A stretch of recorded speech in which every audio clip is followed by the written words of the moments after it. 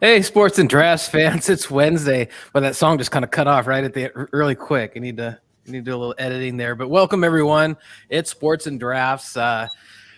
Every Wednesday, Dave, I got it right the first time. And I, Chuck, we join you. We talk a little bit of sports, some NFL, especially during that season. We are live on YouTube, Facebook, and tonight for the first time for Kicks and Giggles, LinkedIn, because why not? And it says we can go live there. Not many people get to. So we are probably right now the only sports show live streaming on LinkedIn. So if you are joining us by chance on LinkedIn, just put something in the comments there and let us know you're here. And otherwise follow us on at Sports and Drafts on Facebook and YouTube, live every week for like 10 hours or something. But no. Anyway, thanks for joining us. How you doing, Dave? Good week? Great week. I mean, holidays and, on LinkedIn, so ready to get down to business since it's the business, site. Going to be professional for this one. And I got my Sue Bird jersey on that I got for Christmas, my old school throwback that my wife got me. So I'm excited. I got my beer ready, got my draft ready, got ready to get down and spend a couple weeks, So it has been a couple of weeks. Back on. It has been a couple of weeks. Welcome, Jim and Cindy. Thanks for joining the show tonight. Cindy, I hope you're feeling better. And it was a nice jersey. I was excited to see you and Whitney here this week, and you opened that present. And I had to be honest, I didn't know who it was. I was waiting to see the name on the back, and there wasn't a name on the back. So I was like, okay, he'll tell us who it is. Hey, Kim. Sorry, I tried to reply to you last week, Kim, when you checked in about the show, and it wasn't taking me the right place to see your question. So sorry I didn't get back to you, but I tried. I got back to her. Did you? Good. And so, man, just so much going on. I don't even know where to start, except with beer, because we wouldn't be sports and drafts without the drafts. So what brewski are you sharing with us tonight? I'm going to share a few because that's how many I've had already before the show. So if you check out my wife's Instagram or Facebook, Whitney Jane Webb, or her website, she went on. She's a influencer, I guess. I don't know the other word. She has a collaboration with Belching Beavers, so I will be featuring several Belching Beavers as I have on this show. And we just got a huge box of Belching Beaver at our front door today that had several different styles of beer. And I'm believing most of them you can only get at the brewery in Vista or Oceanside because I've not seen these in stores. So one is called San Diego Bestie, SD Bestie. Nice. And we shared this one. It's 8.5, and it is a Neapolitan Imperial Milk Stout. It tastes like Neapolitan ice cream, and it was very delicious. So we shared that one earlier, and then we shared this one, Snappin' Ginger Stout. So Ooh. Stout with ginger and molasses. This was a 9%. Ooh. So we shared one of those. And then for the show, I'm going to pour this new one that I have here. And it is called Stacked and Sticky Scotch Ale. Wow. And my wife tried this already. I have not. She said it tastes like pancakes with syrup. And it is a 8.5. And it's a Scotch ale. And nice color, caramelized color to it. It tastes like syrup. Does it really? Yeah, tastes like maple syrup, basically. Very delicious. If I had to rate them, I would say this Neapolitan is my favorite, closely followed by the Scotch ale, and just probably because of the ginger. I'm not as much as a ginger fan. Would probably be this last, but this is very good, very thick stout too. I think you would probably like it, Chuck. Yeah, probably. I would like that ginger. Before we get to mine, hey, Dan and Nancy, I'm glad you guys are here. Happy New Year to you. Hope you guys enjoyed your Christmas. And 2022 is just few days away. Robert, thanks for being here tonight, Robert, as usual, one of our faithfuls. And so my choice this week was a Christmas gift from someone on the other end of the camera line over there. And this is from Port Brewing. Oh, why isn't it focused? There it is. Port Brewing. And this is Santa's Little Helper. It's an Imperial Stout. And why isn't it? Oh, because it's not in front of my face. That's why. And but yeah, so out of San Marcos, California, Port Brewing.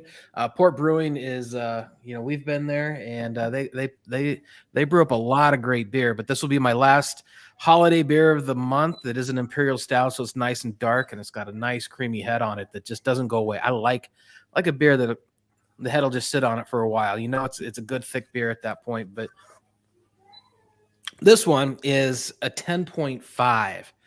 So if I get through this is how big was this bottle? This is a big bottle. How much was this, Dave? I can't find it on here because I haven't. No, and 1 pint. So it's over a pint. So if I drink that in the show, yeah, you'll have to finish the show probably. So anyway, Port Brewing, thank you, and on we go with the show. So you sent me this graphic today, and I'm going to let you go ahead and talk a little bit about this one. Yeah, I just thought this was pretty amazing. I mean, this Bengals team is pretty young. They came out playing real well this year, kind of leveled off in the middle, and now they're playing good ball again. But, you have Burrows, who was #1 pick that got hurt into his rookie year and then came back, and he's playing really great. I mean, he had 545 yards passing, I believe, last week on Sunday. But yeah, so they're the first team in NFL history, as it says, to have 4,000-yard passer, 1,000-yard rusher, and 2,000-yard receivers, all 25 years old or younger in the same season. So I think the people in Cincinnati are probably pretty excited about these offensive players, and if they stick together, who knows what these guys can do. They're having a pretty good season. Looks like they're going to make the playoffs. So yeah, Cincinnati really might be a team to watch in the future with all this great young talent put it together already. So I thought that was a real interesting. I mean, it's something no other team's ever done. So I thought it was noteworthy. So yeah, Bengals team to watch on offense for sure. Yeah, definitely. And they're still trying to figure some things out. I think they've had some losses that they shouldn't have had, but they're figuring things out. Here's hey Joy. Hey, happy New Year. Hope your Christmas is well. It's got to be late for you. So it's probably after 11 o'clock. So thanks for staying awake and joining Dave and I tonight. So really miss you guys, and thanks for being here. Kim, happy New Year. That's on here. We got a good crowd going already tonight. So I meant to actually start with this. My screen was just set up on somewhere different, but I really meant to start with this. Yesterday, basically, we absolutely lost a legend. John Madden passed away at 85 years of age. They had a big special for him this week, or planning it. I think it was on tomorrow or this weekend. I mean, just, a big, huge loss. I mean, growing up, this guy was always on TV, and he covered 11 of of all the Super Bowls between 79 and 2009, I read, and, almost a quarter of the Super Bowls he covered, besides winning his own, and there's one of his college picks, I believe. He was a lineman, but yeah, I mean, just a character. I mean, he gave life. I mean, he was the first for me. He was the first true color man, that covered sports in the way that he did, and he did it in a way that I think every human being that loves sports could relate to. It wasn't just all analytics and this, that, or the other. You got the coaching angle. You've got, his own personal insight. He would always go crazy with the telestrator and that pen, and sometimes you just didn't know where John Madden was ever going when he started talking, That's a big guy. That's a big boy. He should be able to push that man, or big boys push big, small boys around, or whatever it was, And of course, for years and years and years, I've got these graphics going here of all of the, the Madden games, the football games, most popular game out there for football. It's got his name and attached to every one of them. So just a really big influence in sports, the game of football. Anyone anywhere would know that who John Madden is, whether you're a football fan or not. Yeah, I mean, I definitely grew up with him. Especially, I mean, the video games too. I'm really glad. So that special was on Christmas Day. I actually watched it with my wife today before the show, and it's great. You need to check it out, find it, search for it.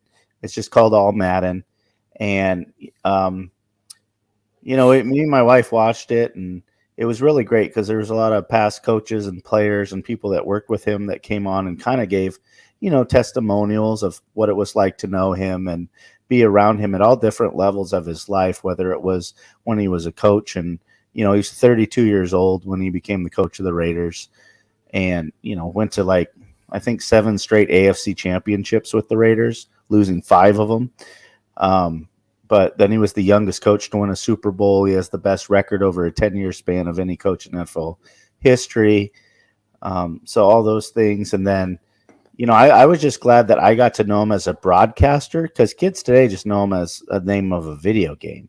They don't know who he is. I mean, it's kind of like how they know Michael Jordan. They know him by his shoes. They didn't watch him play any games. They don't, unless they're on YouTube watching old stuff, they don't know who he is. But I remember I think it was 2005, somewhere around there, Fox took over football for CBS, and Fox was, it was 95. Fox took over football from CBS, and we lived in the country, and we barely got Fox. I mean, Fox was a pretty new station for a few years. It wasn't around a lot, and we barely got Fox. It kind of came in fuzzy, but now they had football, and once they got football and some of the other shows that became very popular, Married with Children, The Simpsons, things like that, the channel was no longer fuzzy. Everyone needed to get this channel because there was things on it to watch, real big time serious shows that everyone wanted to watch.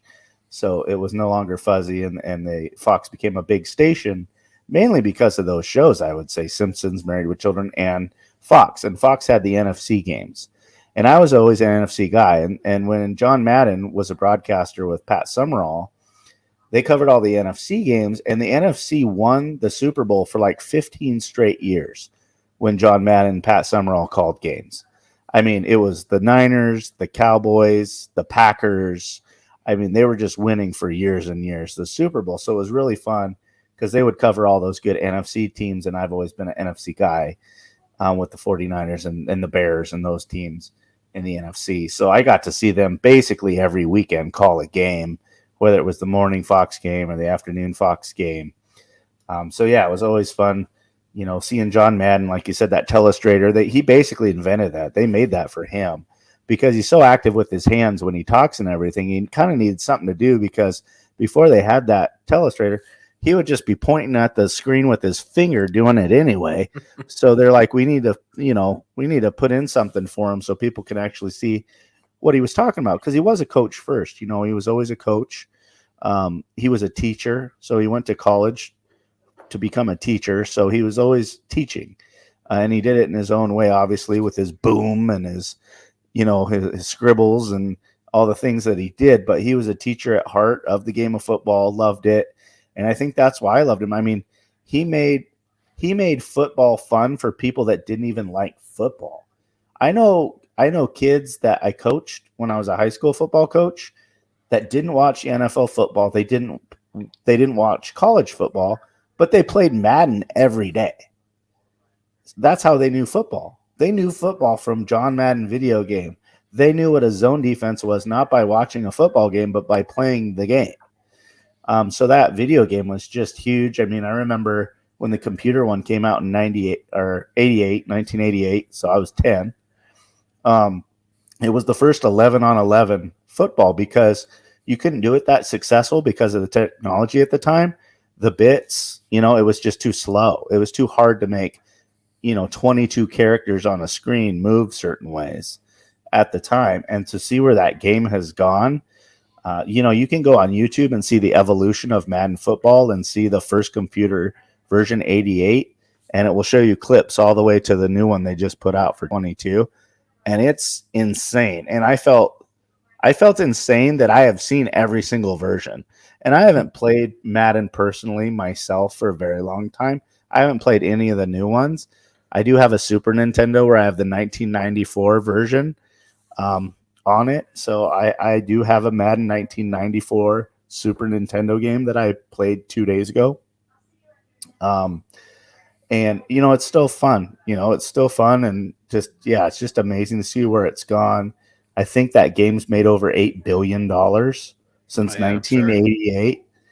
And a funny story that I saw is when he made the game, he wasn't really interested. You know, video games weren't that huge, especially sports games, because they didn't look good. You know, things didn't move well in them. And so he said, you know, the people that made the game said, you can buy as much stock in this game as you want. And he was like, I've already spent so much time invested in this game, giving you plays and all this stuff and input. I'm not going to waste money on it too. And so for several years, he didn't make money off of that game until I think like 2005. They came to him because that's kind of when all the licensing and the, you know, for his name and everything, they gave him a contract. They gave him several millions of dollars. Because, I mean, what are you going to do? You can't change the name of the game that's been around for 10 years that everyone loves now. So they had to basically pay him whatever he wanted. So I think they gave him, I don't know, it was a lot. It was like $100 million or something. I mean, it was a ton of money. But he said not taking all the stock he could was the worst decision he could have ever made in his life, even though he did, you know, eventually sign a very lucrative contract. But he had to wait over a decade after the game was already out to really see any money from it. But yeah, it was just great. And, you know, it's sad, but I mean, he's 85. This dude was not cheated in life. I mean, he had an amazing life, traveled all over on the road. That's one thing about the special that I'd really say that's great to see. I mean, he had anxiety. He was claustrophobic, so he wouldn't fly. He flew when he was a coach, but in 1980, he had a panic attack on a plane, and he said, I'm never flying again. And he didn't. He got a tour. He went by train for a while, and then he got rented Dolly Parton's bus, and he took her tour bus, and he loved it. And he said, I need to get me one of those, and he did. And throughout the years, he's upgraded and got newer ones, but that was the way to go. And he liked stopping into little towns in Wyoming and going to the local diner and talking to people. And he said the best thing about taking that bus is he got to know America, and he got to know Americans, not big city Americans, not in New York City or LA or Dallas or anywhere. He got to go to, you know, little towns in Wyoming on the way and take these little pit stops and meet real Americans in these small towns. And he'd stop and talk to milk farmers in Idaho. And, you know, he wherever he was, he wanted to know about the locals. What's the best local joint to eat? What do you do? You know, how does your world work? Because he felt fortunate with what he did, you know. And so that was really cool to see how lucky he felt of the life he was able to have and the job he was able to have. And, you know, he kind of said, you know, this guy gets to travel all over the country and meet all these interesting people and wears whatever clothes he wants and eats and drinks whatever he wants. And then he works 3 hours a day where he has to wear a shirt and tie a week. Right. He works 3 hours one day a week.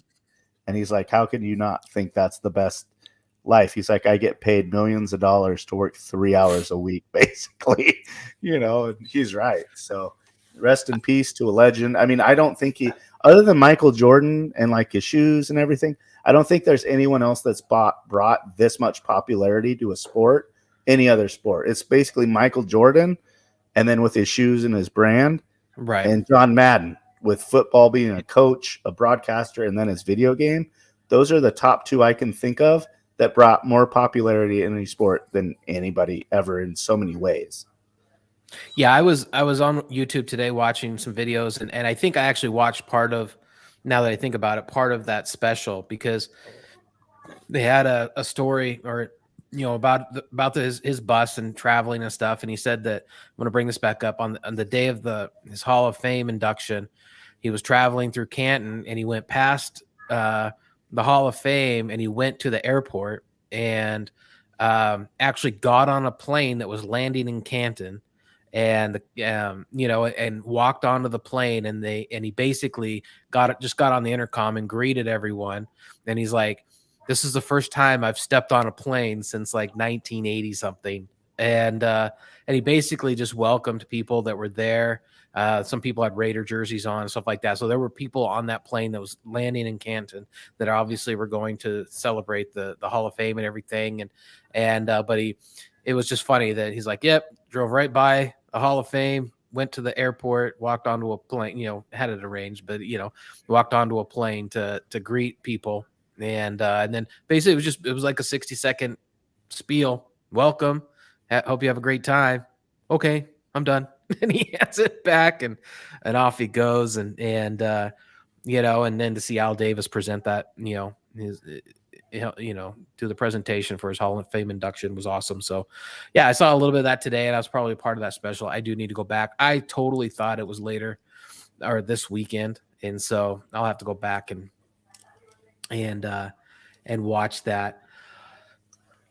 Well, very good. So actually, before we get on to the next piece of our show, why don't we go ahead and jump into this week's Play It Through Person of the Week, or Play It Through of the Week, let's just say, and something a little bit different that you've got on tap today, and I'm just going to let you take off with that. Cool. Yeah. Usually we feature an individual. This time I'm just going to feature several individuals. So, my college's bowl game is tonight. It's going on right now.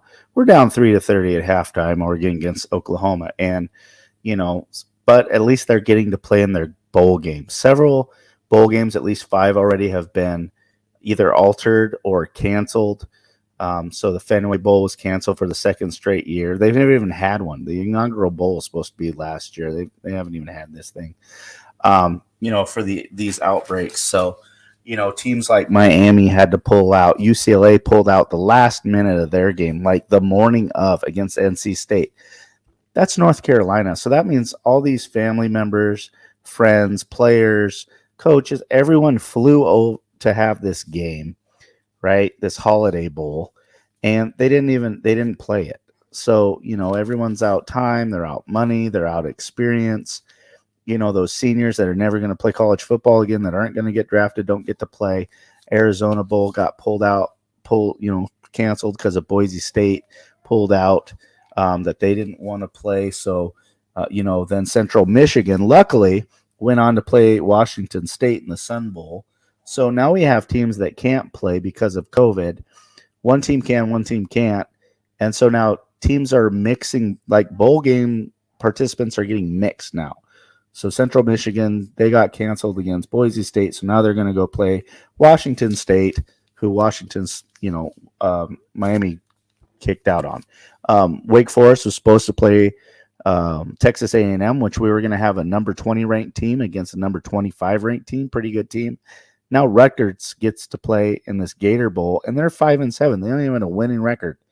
I don't even think that's bowl eligible. You can't even play in a bowl game if you have 5 wins, but their team was able to play, and they wanted to give Wake Forest an opponent, so they threw Rutgers over there against Wake Forest in the Gator Bowl down in Florida.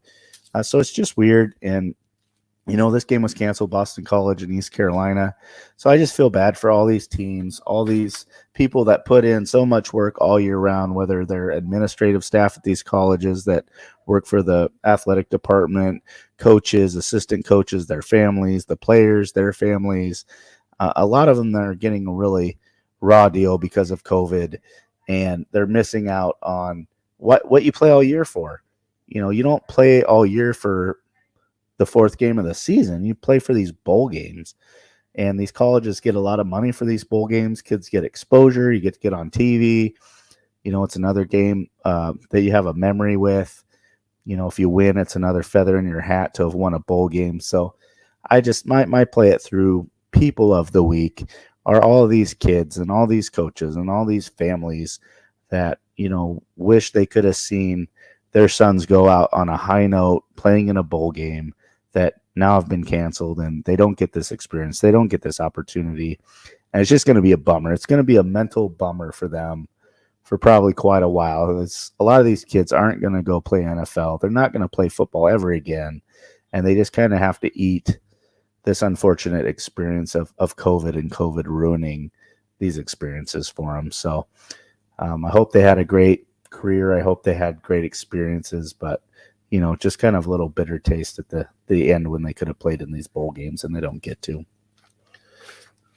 Yeah, I mean it's really a shame. I mean you not even looking at the financial side of it for schools that are going to get paid to participate in the bowls, the kind of the revelry of traveling, and then all the hubbub around a bowl game. It's for these kids. That's even though it's not the national championship, it is a bowl. It is to them their championship of the game of the year. It doesn't mean anything in the standings anywhere. It's not going to help anyone, like you said, other than exposure. And so but these kids that coming out, I'm sure that they already know where they're going in life, whether it's going to attempt to get, jump in the NFL draft or just go on with their career from graduating with whatever degree they have.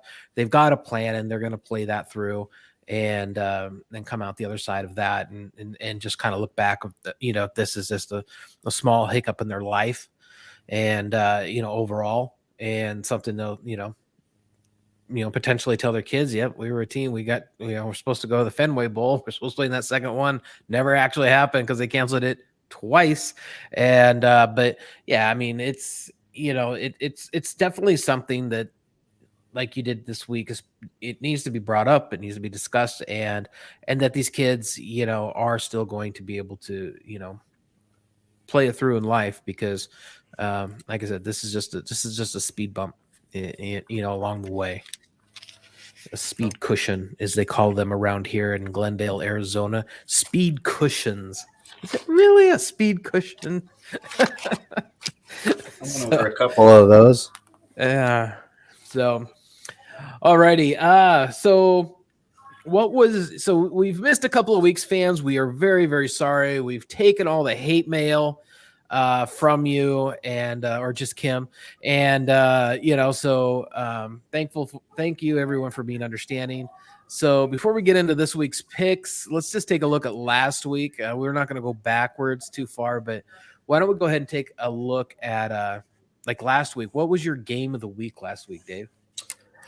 My game of the week was the Bears Seahawks, and that's because I had seen the score in the fourth quarter, and the Seahawks were up by 10, and I kind of just, Seahawks won this game, didn't pay attention, and then like an hour later, my wife, who's a Seahawks fan, was like, we lost, and I was like, what are you talking about? She goes, we lost. Yeah. I said, how? You're up 10 in the fourth, and you're playing the Bears at home. So we lost by a point, 25-24. It's like, oh man. So I got on my, NFL pass where I can watch all the games after they're over. And I had to see that, fast forward through the whole game to that fourth quarter and watched it.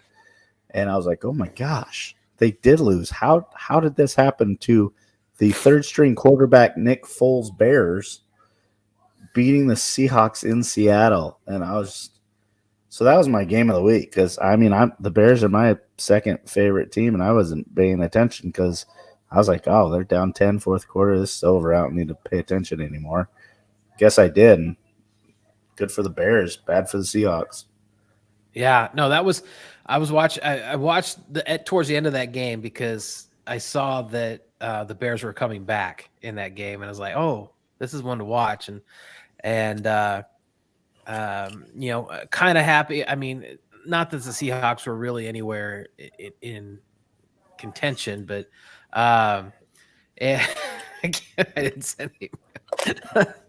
Oh, felt like it, Kim. I took it to heart because it was the night before or just before Christmas. So yeah, Christmas holiday stuff, life happened. So we missed it. But my game of the week this past weekend was actually the Browns-Packers game. I really just felt that was a good game all the way along. I thought the Browns had a chance in there. But it also just showed me, just watching that game, just how good the Packers are and how consistent they are. Just how this right now this year coming. I mean, we've only got 2 games left in the season, and you need to be just playing consistent football in and out every week, and that's what the Packers are doing. And I just enjoyed watching that game. And I did, like I said, I did watch the end of that Seattle game. And once the Bears started coming back, I thought I was the same way. Oh, Seattle's going to pick up a win here, which is going to suck for the Cardinals. In the last week of the year, if they're hot because the Cardinals suck. But yeah,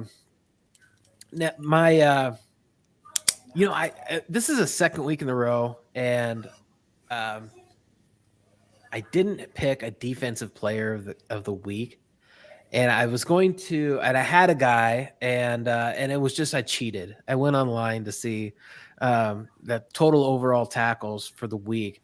This guy had 16, what they call TOT totals. He had 6 solo tackles and 10 assist tackles, no sacks or anything like that. But his TJ, I want to say Edwards, and I may have to actually look him up. That was going to be, I didn't actually type something in on my call sheet here, but yeah, it was. I've struggled with the defensive players of the week, and as far as standouts with, whether they're just taking over a game, and unfortunately, I don't have an NFL pass, so I don't get to see every single game, and to kind of just pick my own guy. Nancy says TJ Watt. So my guy this week is TJ Watt, Dave, and that's my defensive player of the week because he's the brother of JJ Watt, and who's sitting down on the bench right now. He's better than TJ Watt now. He's past his older brother. So thank you, Nancy, for my defensive player of the week. Who was yours? I kind of cheated too. I didn't take a player. I took a squad. So I had to give my defensive player of the week to the Dolphins, who played the Saints, and the Saints have been playing pretty good. Dolphins held them to 3 points. Didn't see that coming. I didn't see a Dolphin team holding the Saints to 3 points. So I had to give that to this guy did. Oh, Chuck did, but yeah. So I have to give it to the Dolphins this week, and you picked the Saints. I did. See, I didn't see it coming. That's why I had to pick them, because I didn't think they'd hold them to 3 points. That's crazy. So yeah, I took the Dolphins. I didn't see them holding the team to 3 points. What about your offensive player of the week? I already mentioned earlier in that picture. It's got to be Joe Burrows. He threw for 525 yards and 4 touchdowns. That's a monster game. So I had to pick him. Yeah, mine was I actually put down 2.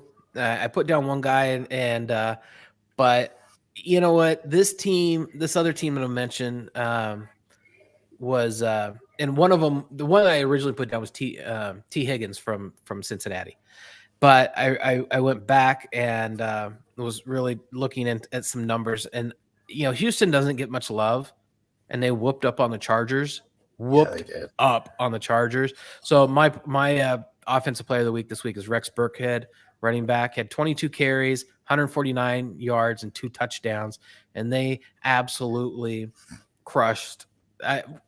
I don't think they've scored a total of 41 points all season, and they dropped 41 points on the Chargers. It was embarrassing for the Chargers. If you're the Chargers, it's just, the only thing that's more embarrassing is the Cardinals losing to the 1-win Detroit Lions. This is, to me, the second most embarrassing loss of the NFL season. So, and that is the San Diego Chargers. And I have this starred, Kim. I know you said this earlier. Yes, they did. They absolutely sucked. Not Justin Herbert. He had a great day. The defense, no defense should ever give up 41 points. 145 yards and 2 touchdowns. So Rex Burkhead's a fullback.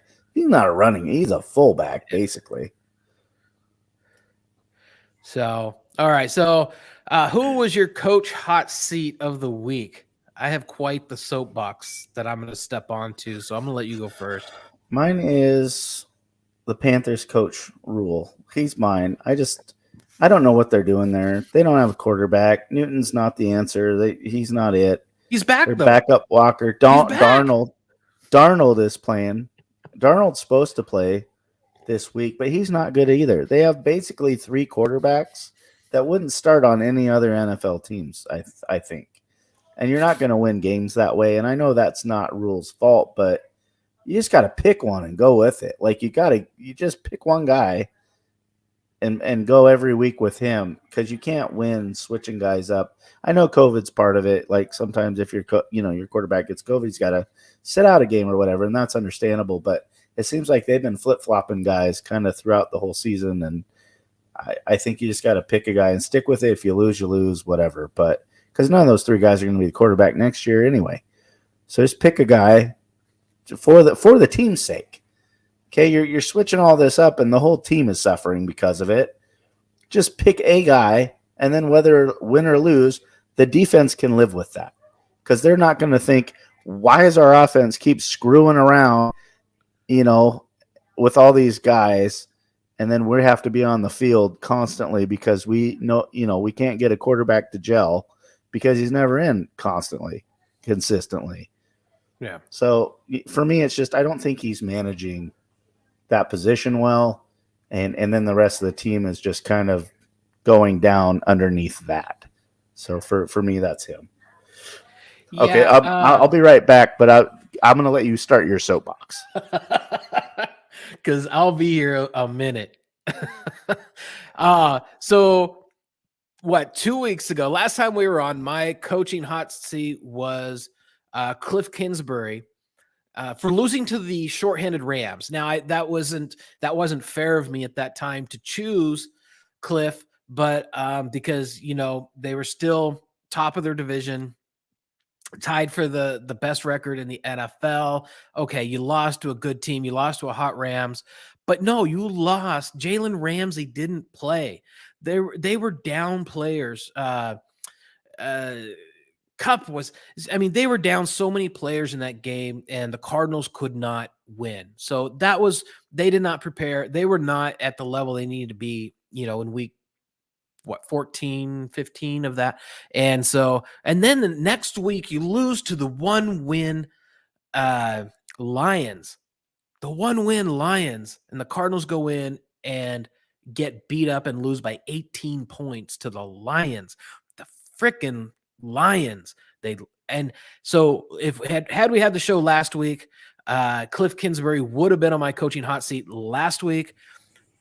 Then again, they lose again this past week to the Colts, which was a game that I had picked that could have been tough for them, and they lost to them.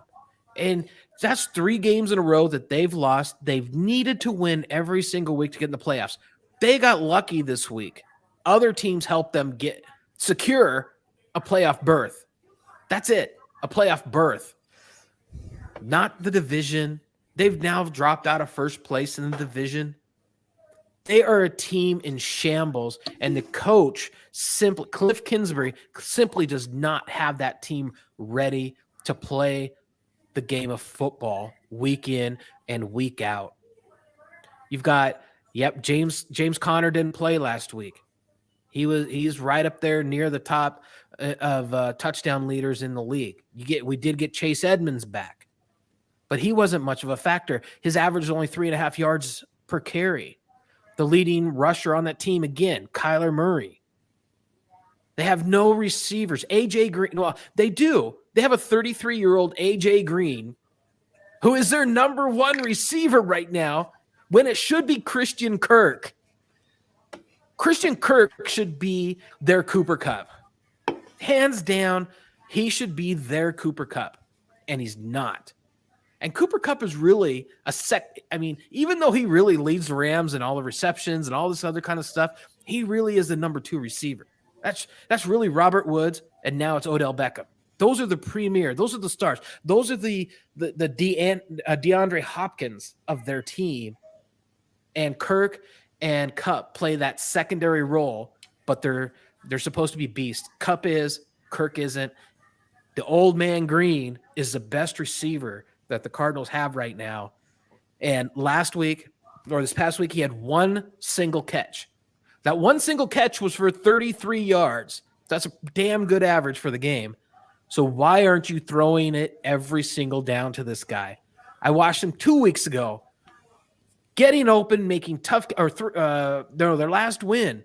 The guy was getting open. He was making catches, not just simple catches. He was making tough catches. I'm like, yeah, this guy is finding the fountain of youth, but he's not a part of the game plan. And Chase Edmonds is not a factor. He wasn't a factor before he got injured, which is why James Conner started carrying the workload. And several weeks into the season, James Conner started taking his leaps and bounds and catching, and became the league leader in touchdowns, more than he ever had in a season in Pittsburgh. But this simply comes down to Cliff Kingsbury is not prepared to have this team ready for the playoffs. They are going to lose this week to the Cowboys, even though I picked. We even got up to our picks. So I'm actually going to reserve that pick because I marked it a little bit different.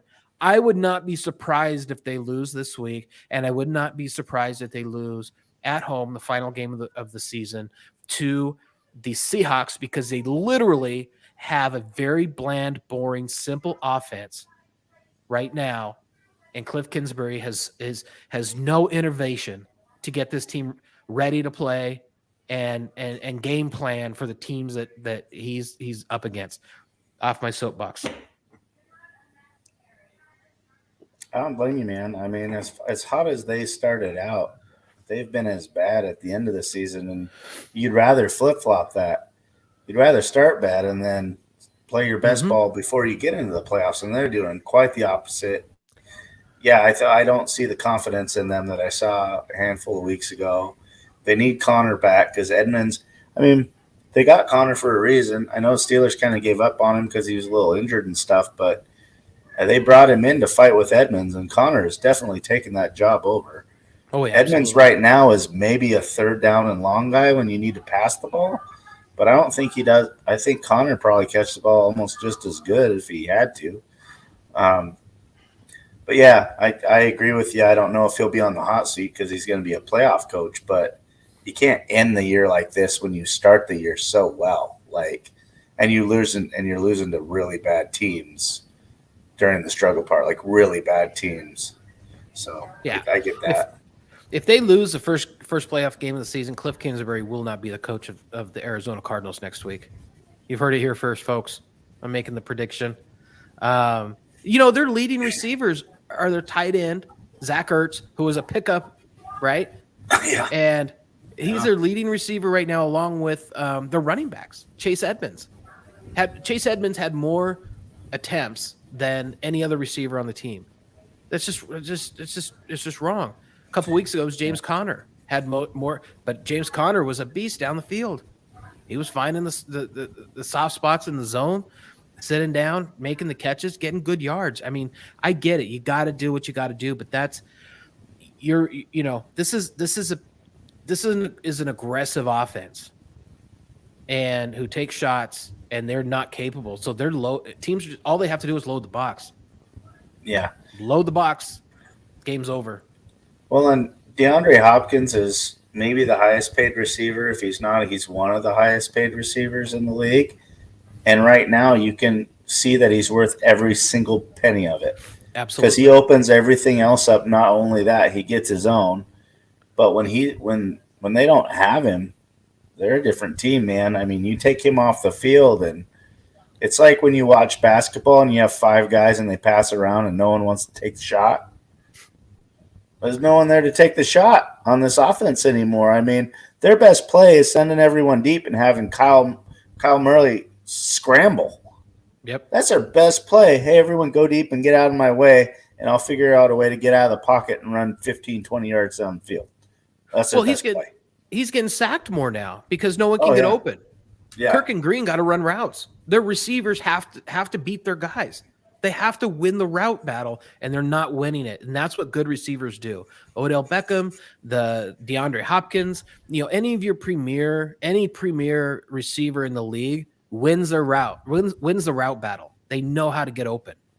And if you can't get open, you're not getting the ball thrown to you. And if you can't, and right now with where they're at, they don't have to double anyone. They don't have to shade the safety anywhere because DeAndre Hopkins is in the game. They can play straight up because no one else, they're not worried about getting beat. And so, anyway. So moving the show along, because I could spend a lot of time there. So Dave made up some ground on me. I think I had an 11-game lead before we took our little sabbatical. And now it looks like I have an 8-game lead. So made up a few games on me. So I told you while I was here this week, I was taking some picks that, to kind of help you in there. And one of those picks was funny is I'm like, oh yeah, I'll take Miami over the Saints. And I think I told you, I'll let you make up some games on me in a text. And then lo and behold, the Miami Dolphins beat the Saints, who just beat the world champion Bucks. And held Tom Brady, without a touchdown, I think it was. And so you still have some time. You got a couple weeks of regular season left and we get into postseason. So plenty of time.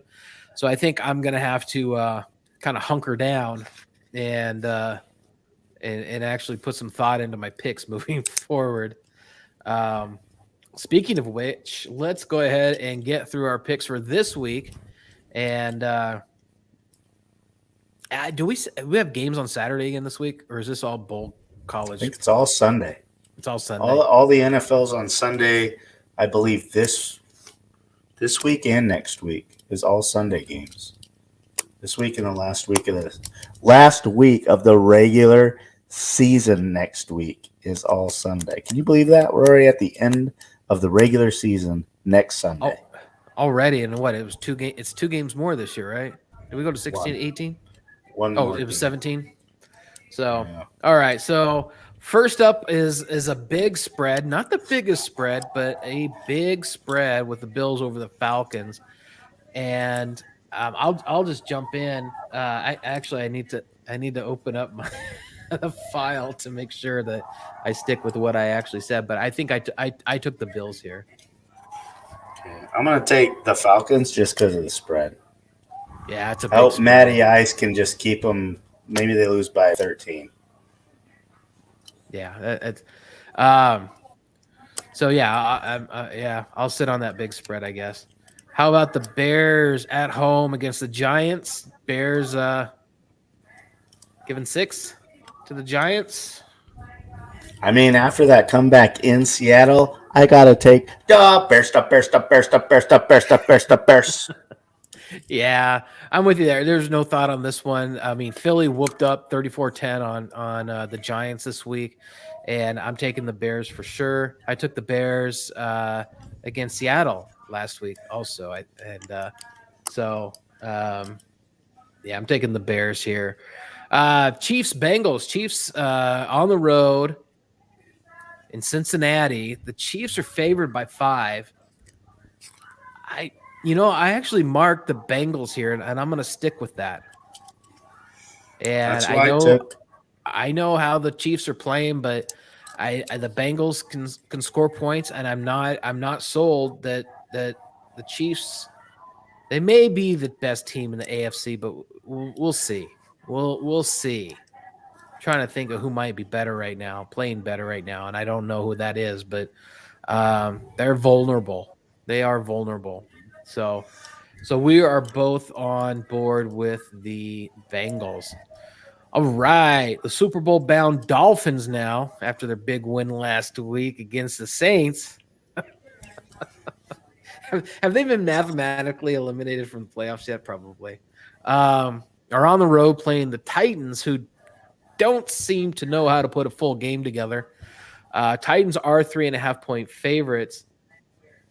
I'm sticking with the Dolphins. There you go. I'm taking the Titans. It could be I'm just hoping for maybe it's a field goal victory by the Titans. So, now this game, can we put in a kind of a disclaimer? Let me see if there's a new line because this was the line before.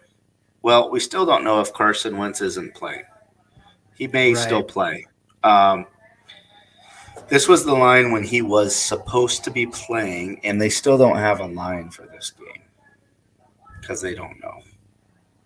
So now it's even or just no line. Just no line yet. Yeah, they haven't put a line in yet. I mean, with Wentz, I'm taking the spread. Without Wentz, I'm not.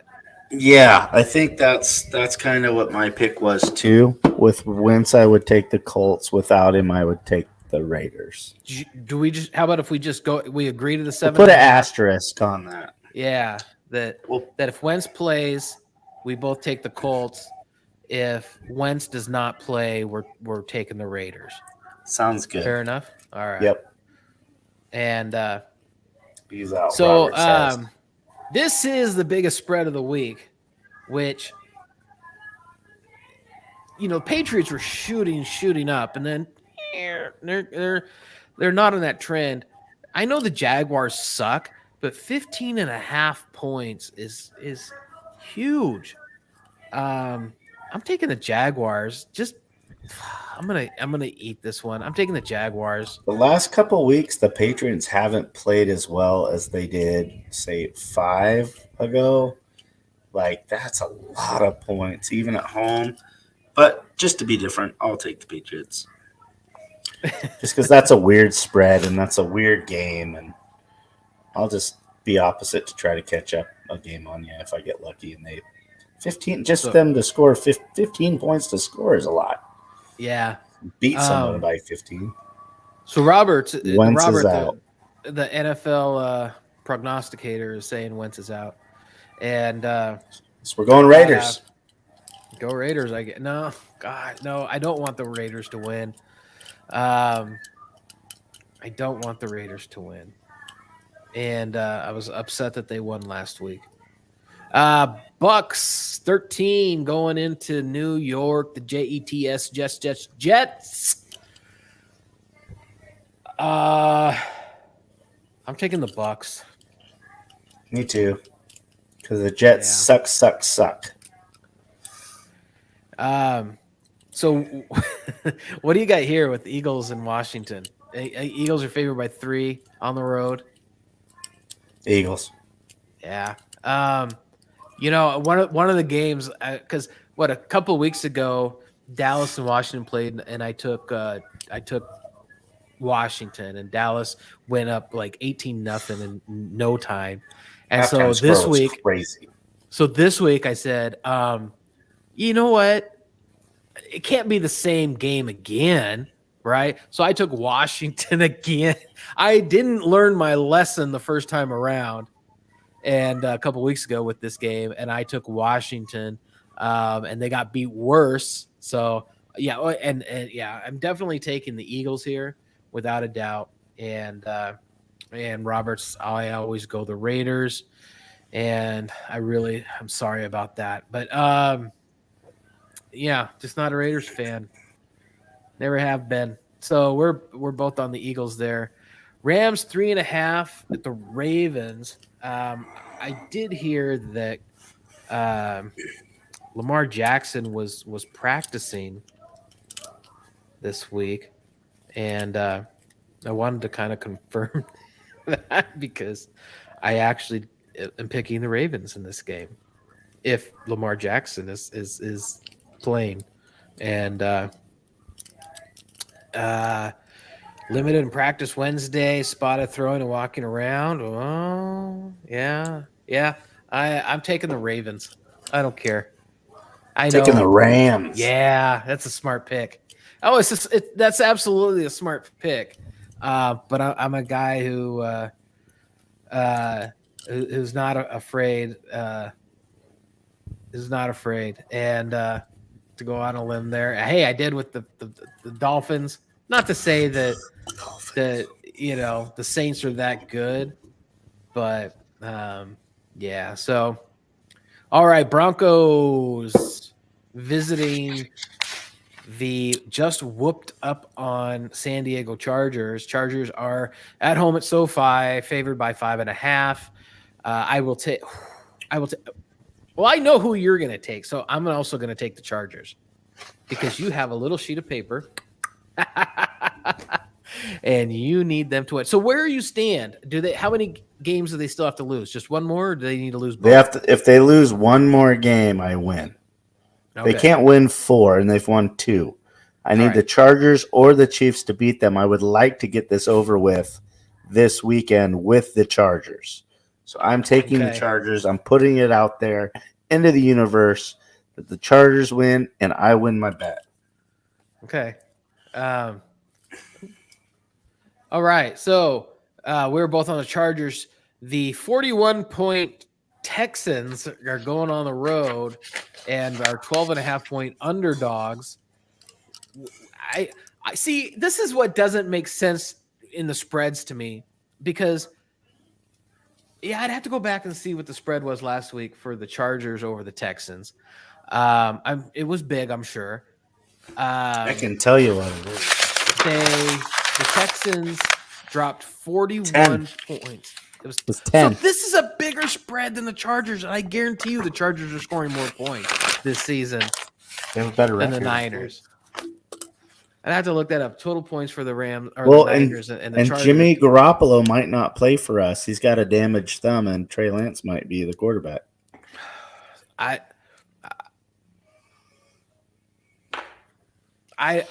Who did I pick? I picked the fucking Texans. I haven't highlighted the Texans. Hey, and 12.5's a lot. I'm going to be a homer and take my Niners at home because I have to. 12.5 is a lot for us. We don't beat 10 teams by 12.5 normally. Yeah. That's going to be an interesting game. So, is this the correct game? Cardinals are at the Cowboys? Yeah. Oh, shit. Yeah, the Cowboys are going to kick the shit out of them. Just ask Corey Thacker. Cowboys going to have your number this weekend. So I'm going to let you pick this game first. Oh, I'm taking Dallas. The way the Cardinals have been playing and the way Dallas has been playing. Oh, yeah, I'm taking Dallas.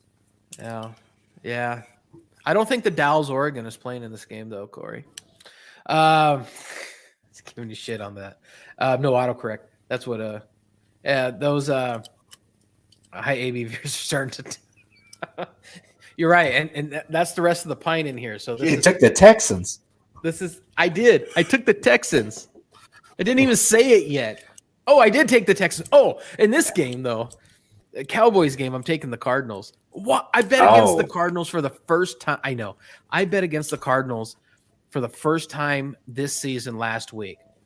And I said the Colts are going to win, and we both picked the Cardinals last week. I'm sorry, the Colts last week, and that was the first time this year I picked against the Cardinals. And but just looking at the way they play, it can't lose 4 in a row. And I know how the Cowboys are playing, but they're still not that good a team. The Cowboys will lose in the playoffs. It's just destined to happen. They do it every single year. They cannot complete a season. They are not the best team in the NFC. The Rams are better than them. The Bucks are better than them. There are so many teams better than the fucking Dallas Cowboys, Corey. Okay? Corey. They're pretty good. Light. Put down the Coors Light and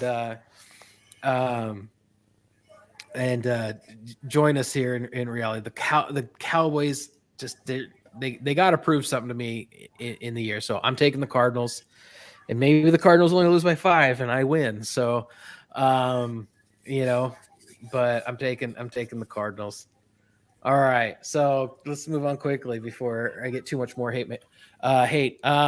Panthers are visiting the Saints.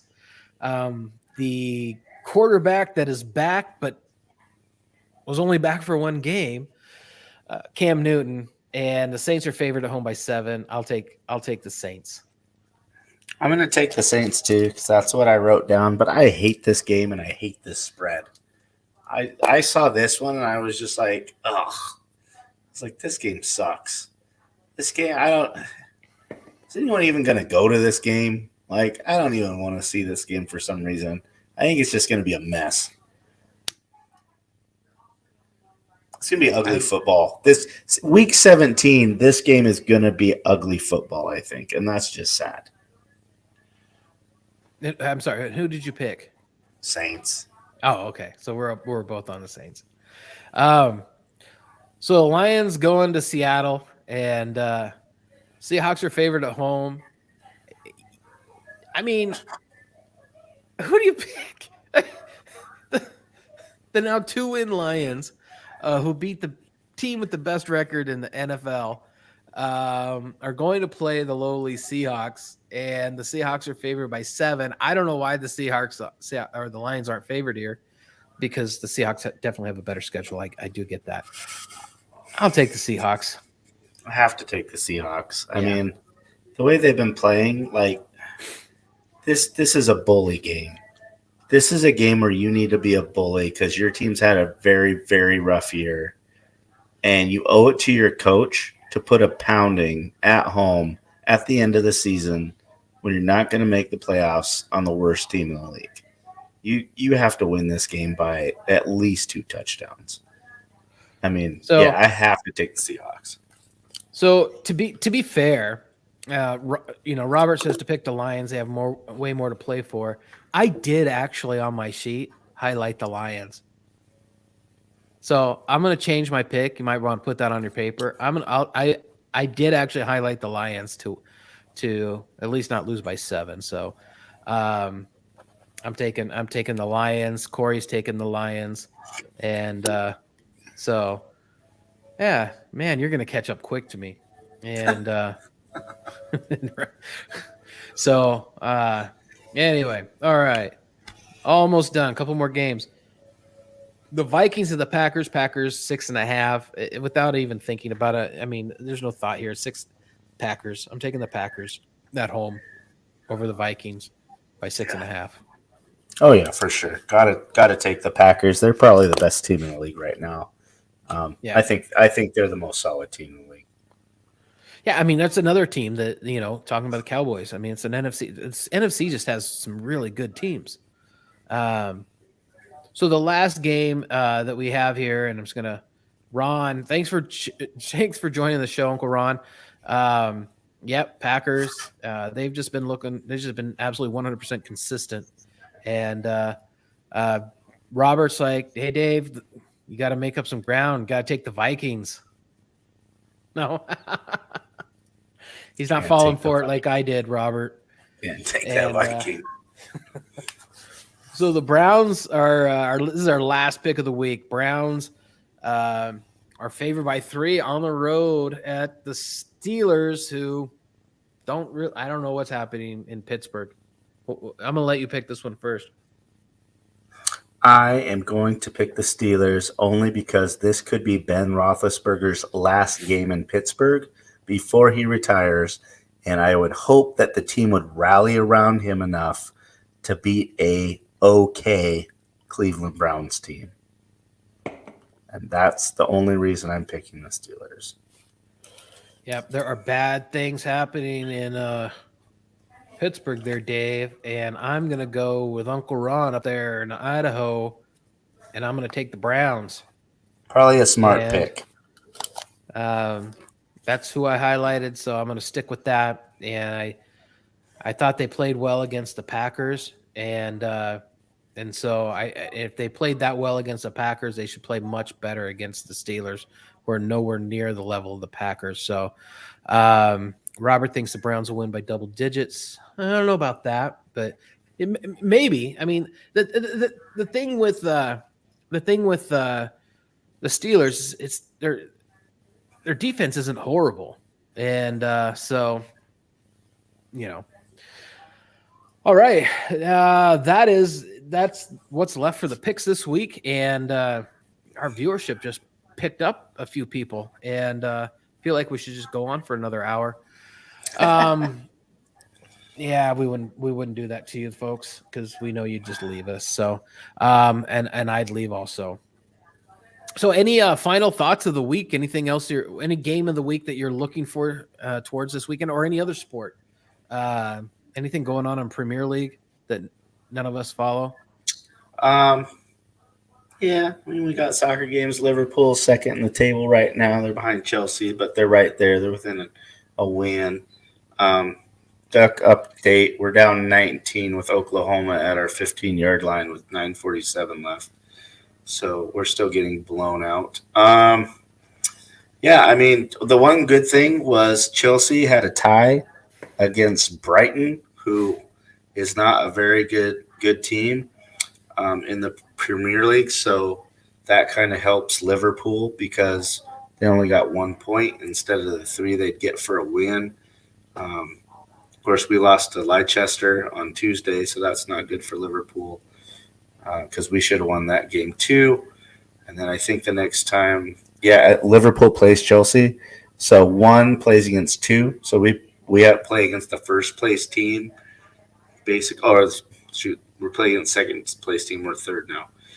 But we can jump them and be in second if we beat them on Sunday. So big Liverpool match on Sunday against Chelsea that I'll be excited to see.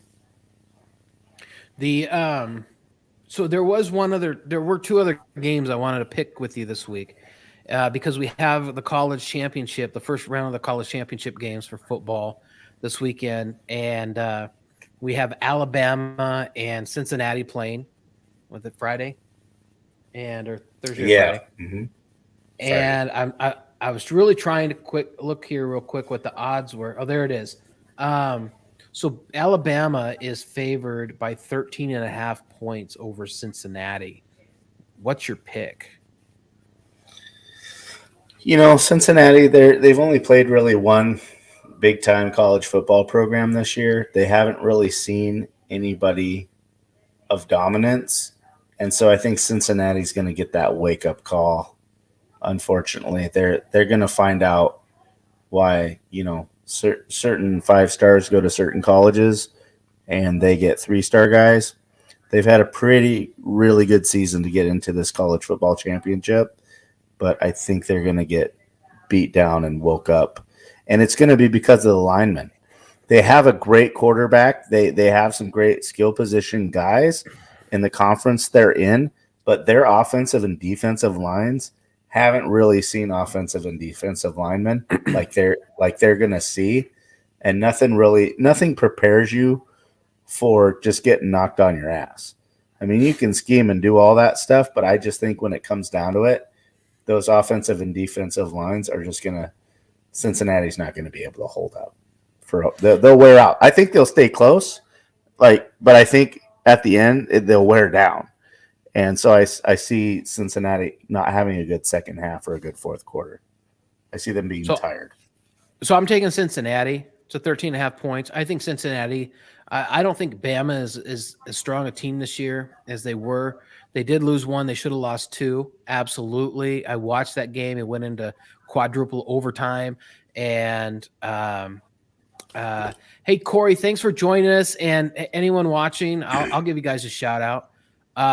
Follow Tiger Scott's Baseball on Facebook. Are you coaching again, Corey? I'm just going to ask that question. Nope. Or just want folks to follow the Tiger Scots on Facebook. So anyway, shout out and thanks for joining the show. But I'm taking Cincinnati.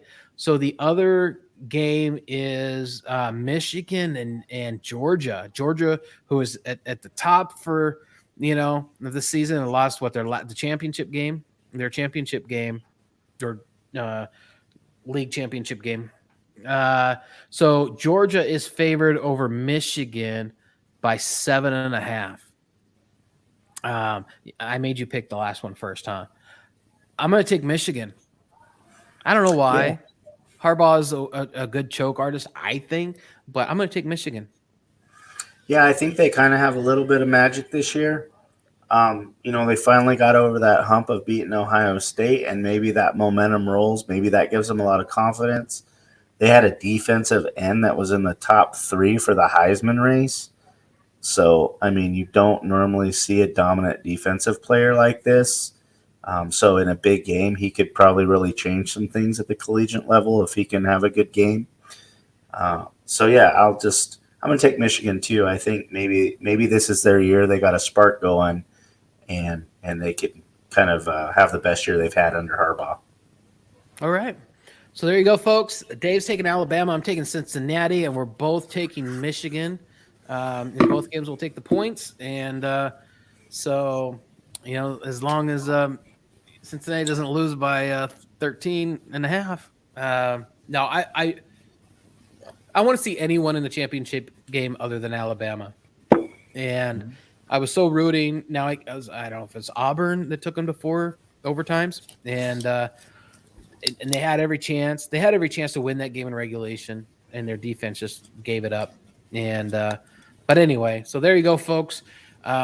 That's the breakdown of NFL and our college picks for this weekend. Hope you guys tune in and watching a lot of sports this weekend, and we hope you all have a safe New Year's Eve and day. Totally party, have a great time, but keep it safe. And we will do the same. I got to go out and buy some fireworks here tomorrow, and because in Arizona you can do that crap. See, I said crap. She's not on anymore. Nancy, she had to go because of our my language is getting a little rough. So I'll say crap. And so Merry New Year's Day, guys. A Merry New Day to you, sir. And so anyway, on behalf of Dave, Jim, and Cindy, Happy New Year. And there you go. It was well said, and I won't say it. I'll keep it PG for the next 60 seconds that we're on the air. So, hey, guys, no, we really enjoy you guys that join us each and every week. And, and I thank Dave for talking me into getting our super long sabbatical a year ago or whatever it was to start to show up again. And because it's been a blast. Christmas is over. I've got blank new walls, but I'll be filling these up over the next week. Hopefully by next week, I'll have something cool behind me and have some more sports crap up on the wall. See, I said crap, Nancy, not what I wanted. Almost said. I had a bunch of crap behind me. Yeah. So no, we'll keep looking to improving the show, and just tell your friends and family about it, and tell them they're lazy if they don't watch the show. So any final words, Dave? You can watch the recordings too if you don't want to stay up until late. You can always watch the recordings, and if you get a chance, play some Madden. Play a little Madden. Right? All right. With that, have a fantastic week, everyone. We'll see you next Wednesday, 8 o'clock on the West Coast. Take care. Bye now.